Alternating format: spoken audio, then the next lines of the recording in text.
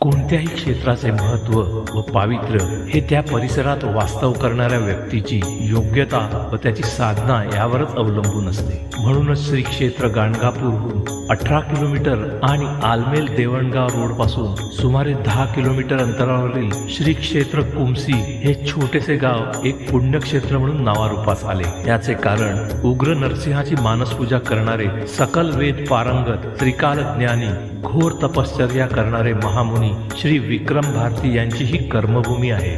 द्वापर युगात भगवान श्रीकृष्णाने परमशिष्य अर्जुनाला विश्वरूप दर्शन दिल्याचे आपण श्रीमद भगवद्गीतेत पाहिले आहे। त्याप्रमाणे गाणगापूरचे दत्तावतारी श्री नृसिंह सरस्वतींनी परम तपस्वी अशा महामुनी श्री त्रिविक्रम भारतींना वैशाख शुद्ध दशमीच्या दिवशी विश्वरूप दर्शन दिलेले पवित्र स्थान म्हणजे श्री क्षेत्र कुमसी।